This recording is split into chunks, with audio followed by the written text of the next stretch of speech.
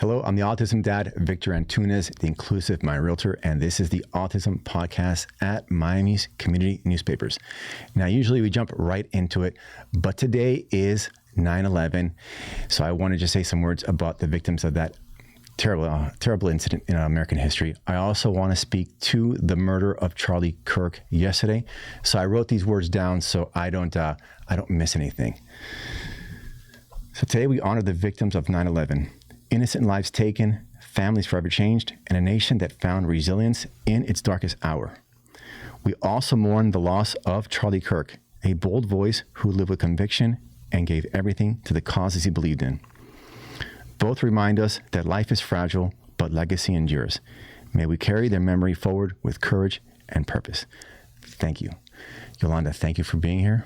Thank you. Thank you for saying that. Thank you. So we're here speaking of your legacy and also in memory of some people that you've lost tragically. Thank you. So tell me a little bit about yourself and about the foundation you founded. So my name is Yolanda Carvajal. I'm born and raised here in Miami, and I have 3 wonderful children, and I'm happily married to Gabriel. And we have a physical therapy office in the South Miami area. We have also 2 other offices, one in Naranja and a moving office for physical therapy. And hopefully by November 1st, we have one in Doral. My store, so that's basically how we started, but unfortunately, we've been hit with 4 family members that have passed away from liver cancer. The first person that passed away was 20 years ago, my godmother, who I always say she's my second mom. And when my mom would pass away, I would always have her. I never expected to lose her so young. She was 56. Her name was Terry Musselman. Once that happened, I didn't really know too much about liver cancer. And when she got diagnosed, she really lived 3 months after that diagnosis. So it was heartbreaking to the family. She was super important. She was the nicest lady you could ever imagine. And she was always there for her whole family. My father gets diagnosed with lymphoma years later. I think Daddy was like 65. And he battled non-Hodgkin's lymphoma. And we had a great doctor by the name of Dr. Lusky, and he extended his life by 8 years. So Dr. Lusky would always take care of Dad, and they had a great relationship. That was they were buddies, And in one of the yearly checkups, he realized that he had a little spot in the liver. And he goes, Otto, I'm going to take care of this. This is not a big deal. I know how to take care of this. I'm going to be able to nip this. And unfortunately, he wasn't able to do that. Dr. Lusky was heartbroken when he had to tell the family that Daddy's liver cancer had gotten bigger. And he told me he probably has 3 months. I never thought I was going to be hit again with liver cancer. So it just brought back the same feelings I had with my godmother, but in a higher level. So once I realized what was going on, I took care of Daddy as much as I could. I prepared him as much as I could. The whole family did. My mother and I were there, and my siblings were there together until the last moment. And I thought that was it, Okay. Daddy left. The grieving started. And then 2020, Mommy gets sick. And my mom had rheumatoid arthritis all her life. And she got rheumatoid arthritis after she had me, right? It happens to a lot of women when they have babies. Sometimes they get an autoimmune disease, and my mom was rheumatoid arthritis. And in 2020, September, she starts feeling sick. We took her to the doctor. This is a virus, no big deal, no problem, just take this medication. And on December 26th, she says, I don't feel well, and she was yellow. So I took her directly to the doctor, to the hospital. They admitted her, and they literally did not know what they were doing.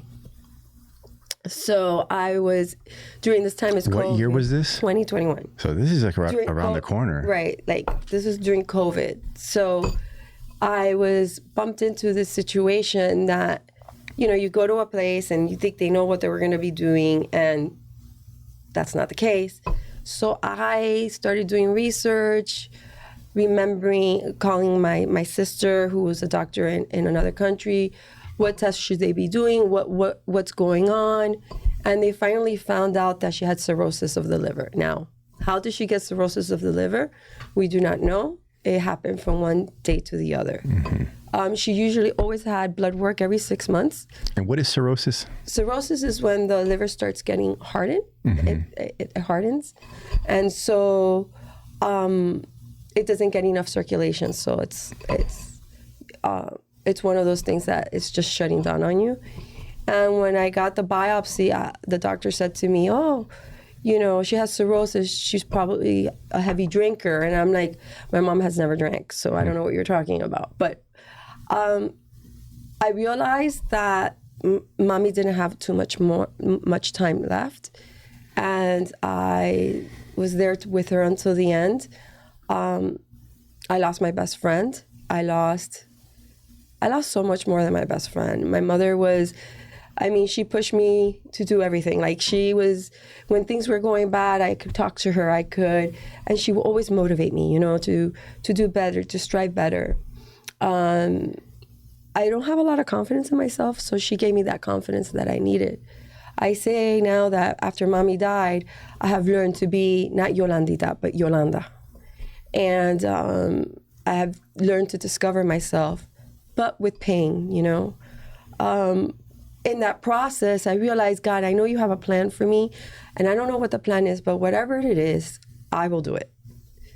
And good enough, a month later, I find out that my father-in-law has liver cancer. Now, this is for people in your family. Is this a genetic thing or just a happen chance? We don't know. So me and my brother-in-law, we got together, the whole family got together.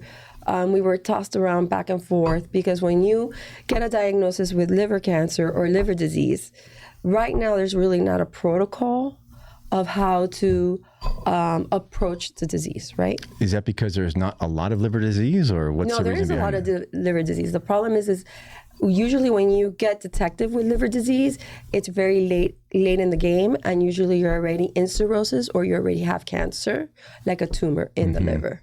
So right now, when they tell you have MASH, which is fatty liver, they tell you get into a diet, or they tell you just, you know, get into a diet, change get more activity in your life. And MASH tends to slow down the liver, and then it starts with, I want to say, I don't know if I'm pronouncing it right, but fibrosis of the liver. And then if it's not taken care of at that point, and then it becomes cirrhosis. So that's what usually happens. And then once you get cirrhosis, then what the next step is to get a liver transplant. Mm-hmm. So because the liver's not functioning. So we ran in circles. We finally got hope with Sylvester Cancer Center Liver Research Department and a doctor by the name of Dr. Livingston. We were directed to him by the transplant unit and a good friend of my brother-in-law's.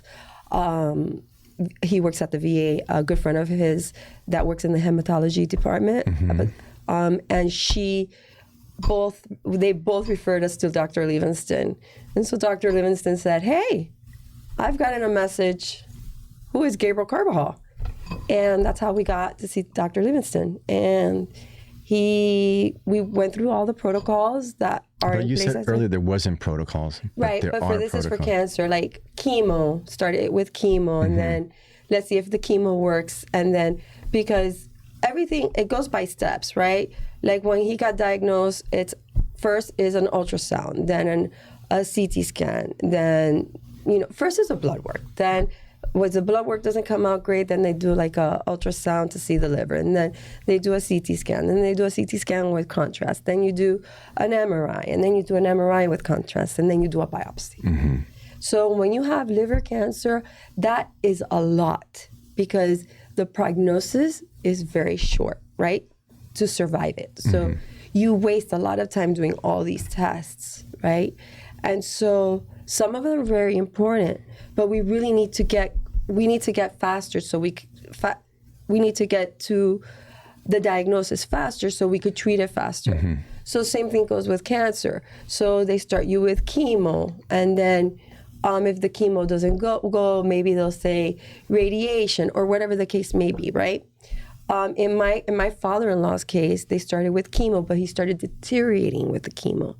So then the next step was not radiation. Dr. Livingston said, let's operate. And the surgery was 8 hours long.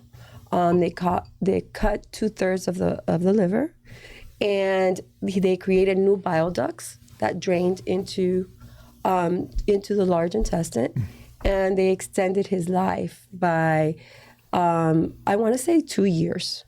So is that typical? I don't know if it's typical. I can't answer that question, to be honest with you. I just think we were very lucky that Dr. Livingston did that for us. And so we were able to extend his life, which was amazing because he gave us hope.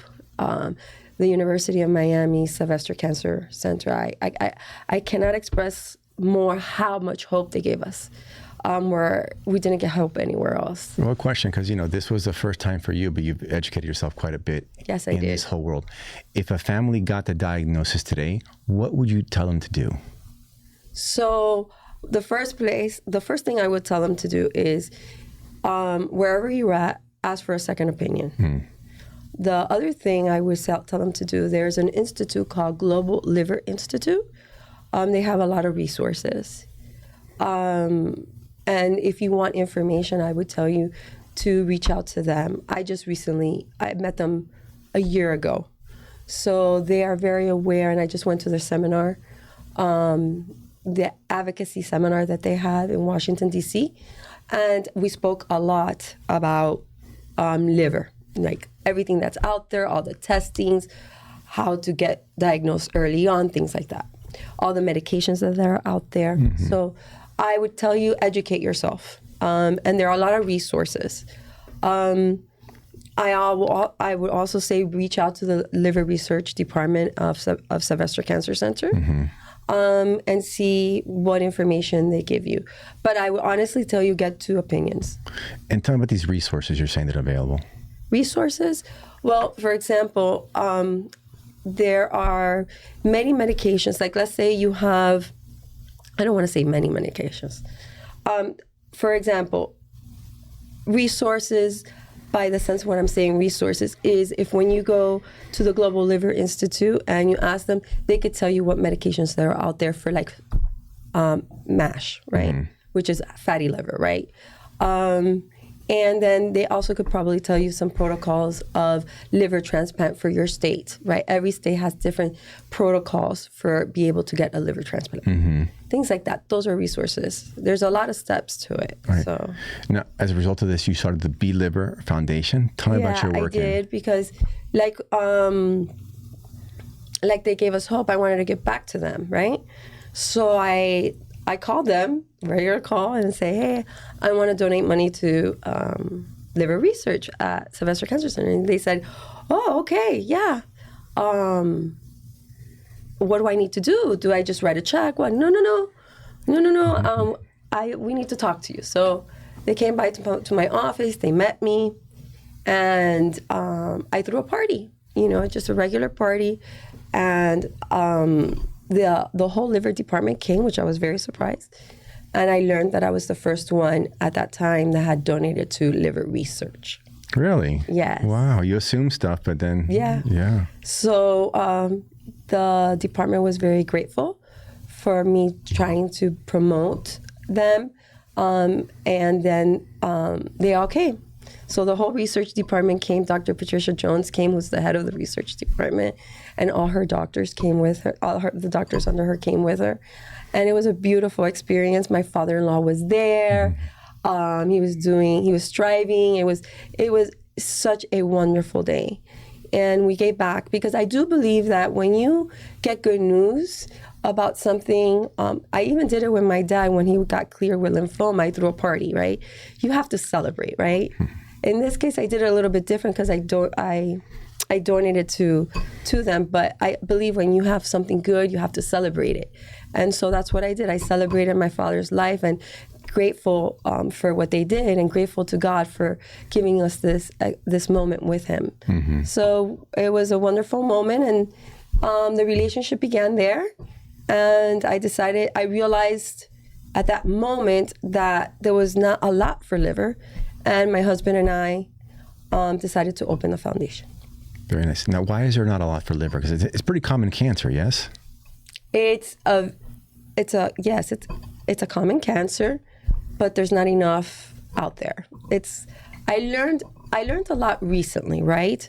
There are a lot of different cancers, but liver cancer, one of the things I've learned about liver cancer, there are not a lot of protocols. So right now, when I went to Washington, what I learned was that there's an act for early detection for certain cancers. And so liver falls under that.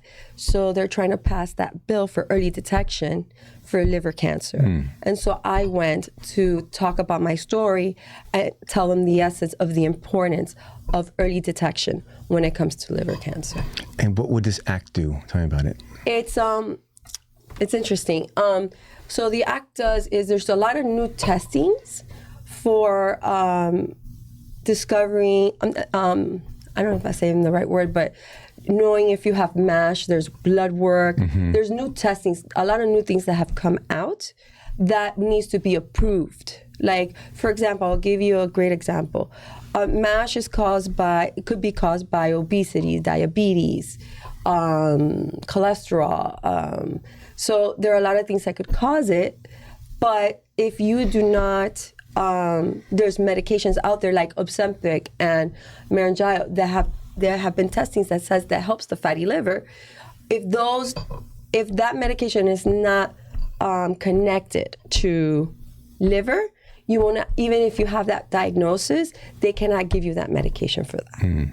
So that's what early detection is putting some medications together with the diagnosis to help if you have a certain condition with your liver that medication may benefit for that diagnosis. Very nice. Now, this was your first visit to Washington? Yes, it was stressful. Tell me about that. It was very stressful. There was a lot of learning. I went with my husband and my daughter, and but it was very stressful. Not only learning, it's about hearing everybody else's story. My story was not the only one. There was another person there that has lost all her siblings. Oh my goodness. Right. Wow. So she's the only one left, and now her daughter may be diagnosed with a liver disease. So it's a lot of people suffering with this, and you live in a bubble, right? You live in a bubble. I live in my little community here, but everyone in the United States is going through this. So it is a serious issue. So everybody was there looking for information. Is there another test that I could take? Is there another medication that I could take?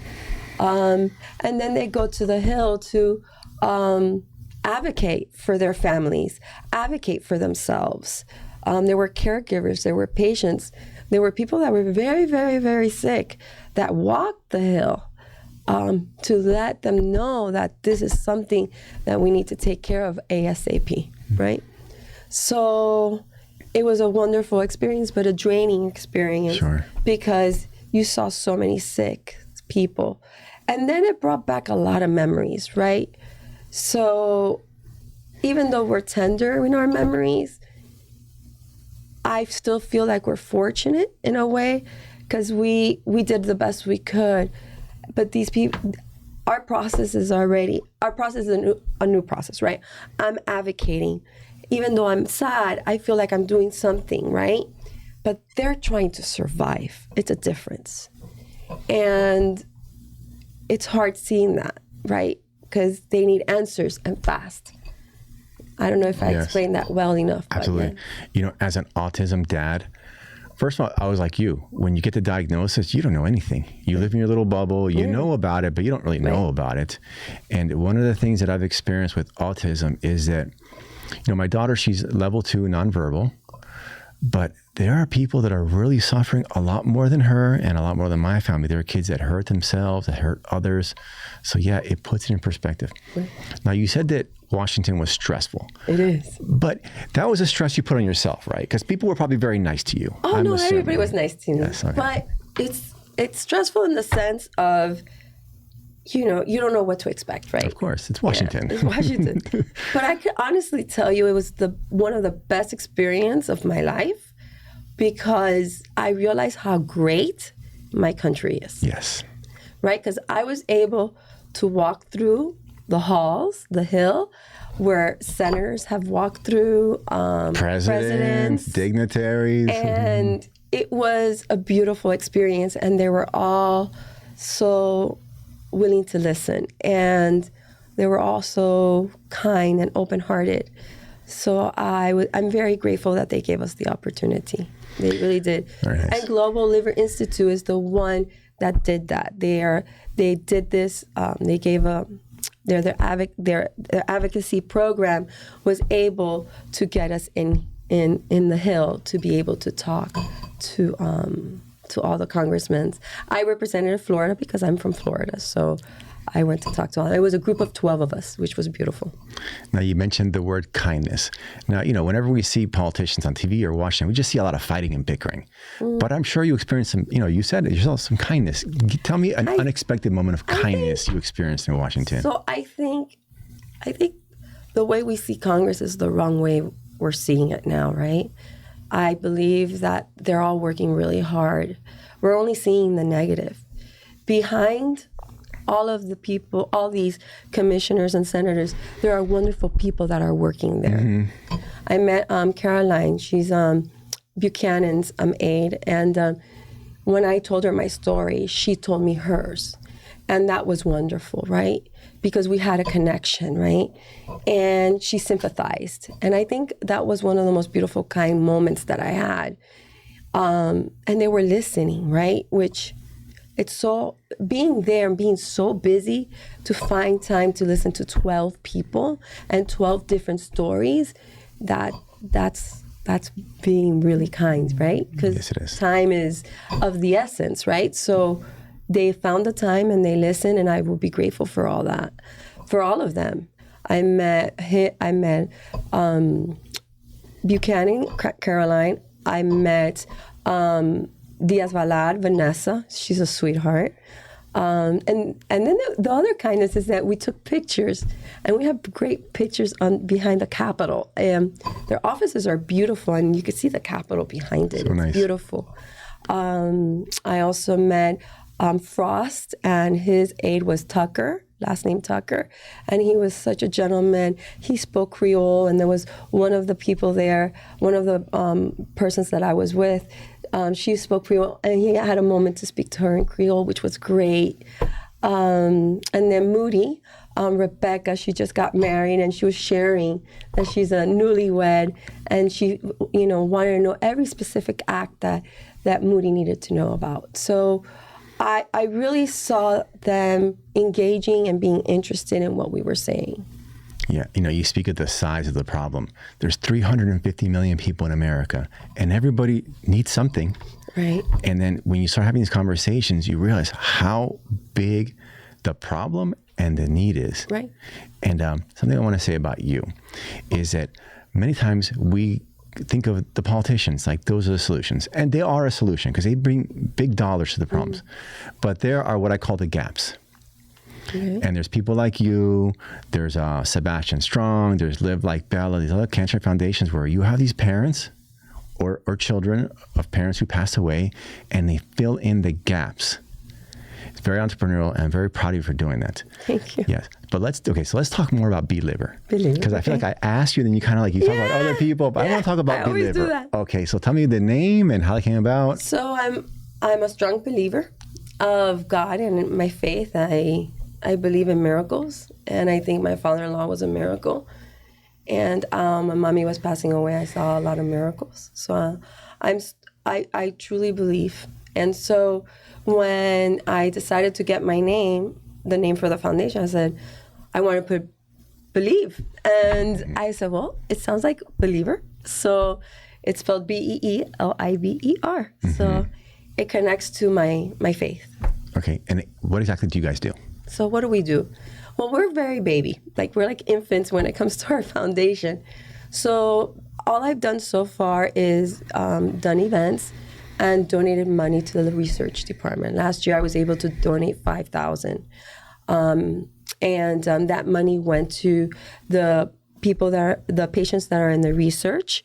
And if Dr. Jones, if they needed money for food or whatever, she would give them gift certificates for them to purchase good food, healthy food. So our goal is eventually is to educate the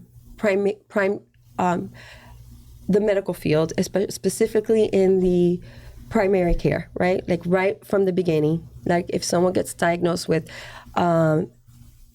MASH, or they have family history of liver disease, or maybe they have rheumatoid arthritis or anything of that nature, that they will check their liver, right? That they advocate to say, hey, how is my liver doing, right? Because I think maybe if they're obese, or maybe if they're diabetic or have cholesterol, you should be checking your liver, right? And make sure you do not have a fatty liver, right? To prevent, the outcome of a fatty liver, right? So that is our goal. It's been my goal for 2 years. I haven't been able to get there. You need a lot of money and time to get all these doctors together so Dr. Jones could, talk about early detections and what are the signs of those early signs of maybe having issues with your liver, or maybe not even having signs, but at least be proactive and say, let's check your liver. You are overweight by 20 pounds. Let's just check you don't have a fatty liver, for example. And adding there also pediatricians. It's not only primary care physicians, but also pediatricians too. Yes. Now, cancer is very prevalent in our society. So it seems kind of inconceivable that these doctors aren't better educated. How's that possible? I don't know. I can't answer that question. I don't know. With my experience, it was surprising. And when I went to this advocacy seminar, everybody was the same story. Some people took 12 years to be diagnosed. 12 years. But different cancers then, obviously. Yes, but 12 years. They had all the symptoms, but it took 12 years to be diagnosed. I see it in autism as well. I've had parents come here to my show and say that I knew my kid was autistic when they were like 3 years old. And I took them to a psychologist and they're like, oh no, let's wait. It's like, wait for what? Because if you get a diagnosis and you're wrong, okay, you were wrong. Right. No harm, no foul. But if you find out, then you can act faster, yeah. You can be very proactive. Yeah, proactive, yeah. Now, time is of the essence, more so with cancer than with autism, I think. So would you tell people just bypass your primary care physician and go straight to Sylvester? Sylvester's really busy, I would say, but no, I think you should start with primary. I think really you should say, hey, I learned about this, or I saw a podcast about this. Have you ever checked my liver a little bit more? I am, you have to be conscious of your health, right? Yes. So if you are diabetic, or if you are overweight, or, you should be asking, have you checked my liver? Can I have a fatty liver? I think those are questions that you need to ask. And if you know to ask them, because as a patient, you might also be ignorant. Right. Because if the doctor's ignorant, you're probably more so yourself. So like I said, this is a situation that's going on right now that it's all about educating, right?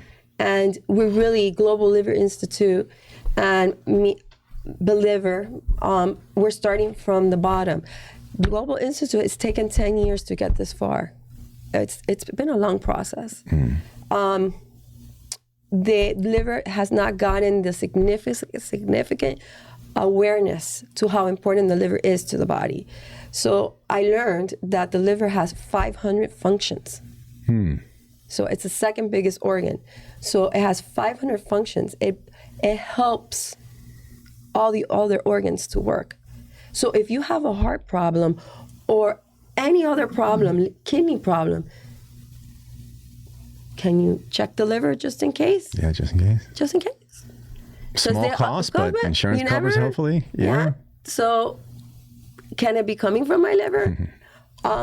There's a lot of statistics, a lot of new evidence that are coming up that I like. I'm not an expert. I'm not going to talk about them, but that I said, oh my God, can that really be coming from the liver? And they go, yeah, it could be coming from the liver. Wow. So we need more awareness of how important our liver is and what the functions of our liver is, and give it the more love that it deserves, that it deserves, because it hasn't gotten enough love. So I really, think it's very important that people, when they have certain diagnoses, like fatigue, for example, there was this woman, she goes, I was tired and tired and tired, couldn't get out of bed. And they said, oh, it's depression, it's this, it's that. It was coming from her liver. And what did they do about it? They just brush it off sometimes because there's not much out there. But did she get it fixed, though? I mean, There's some medications that still have to be approved by the FDA. There's one that's there that I don't know too much about, so I can't talk about it too much about it. But yes, there are some medication. Now, the medication for diabetes, there's some studies coming out that it helps reduce fatty liver. Oh, nice. So, but all that has to be approved by Congress so that it could get to our communities. So that commercial insurance follows after them. So it's a long process. Very long process. Yes, it is. Yeah. So back to BEELIVER, right? Yes. Well, you have an upcoming gala coming up. When is this? Yes. Let's talk about that. It is October 2nd. Okay. It's at the Biltmore. It's my second gala. It's called Havana Nights. And it's just bringing, I've been very fortunate this year that Dr. Jones will be there. Great. And she will talk a little bit. And also the research department is coming as well. Some of them are coming. So I'm very happy about that. And it's just putting family and friends together.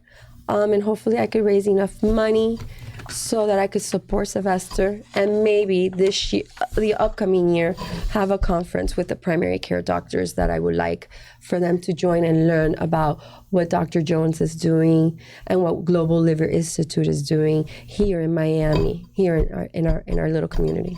Very nice. Now, Yolanda, if people want to go to the gala and support you guys, where do they find out about that? So you could go on Instagram. My Instagram page is bee.liver and underscore, and you could get the information there. Very nice. Okay. So, Yolanda, I got the 2-minute warning like 2 minutes ago. Oh, my God, I'm so sorry. So I've got five last questions I want to ask you about you and about your foundation. Okay? Tell me. Okay. First question is, looking back on everything you've shared, what's the one lesson you never want people to forget? One lesson. When you feel something higher power, go for it. I mean, with my mom, losing my mom, that moment, it was the worst moment, but I felt some peace. I felt like it was a sign. So I would say when you feel that, I think you should go for it and be proactive and help your community. Good for you. That's great. Question number 2. If someone listening today is going through what you went through, what's the first thing you'd want to say to them? Don't lose hope. Educate yourself. There are resources out there. Global Liver Institute is one of the great resources.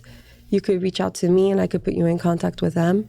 Also reach out to Sylvester Cancer Center, to the Liver Research Department, and just be proactive. That's great, yes. Be proactive and be your own advocate. Yes. Yes.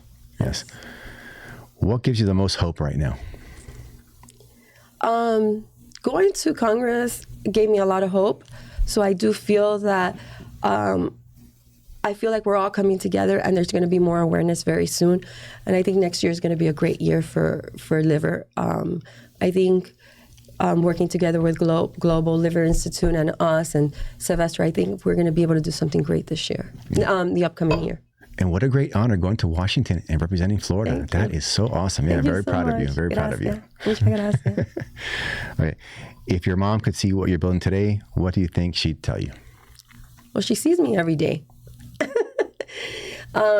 She's there with me every moment. When I was in the Capitol, her favorite number is 21, and I got kind of emotional. And I saw a man with a jersey and said 21. I go, oh, Mommy, you're here. So I know she's proud of me. I know she's very proud of me. I'm also very proud of you, Yolanda. Thank you. And we're in Miami, so if you could put a billboard on I-95 that said anything, what would it be? Ask your doctor how your liver's doing. That's a good one. That's a good one. Well, let's turn to the camera and we'll sign off. All right. Well, this has been the Autism Podcast with Yolanda Carvajal of BEELIVER Foundation. And again, today is 9/11, so let's take a minute to pay our respects to those that passed away. And thank you for joining us, and we'll see you next time. Bye. Thank you.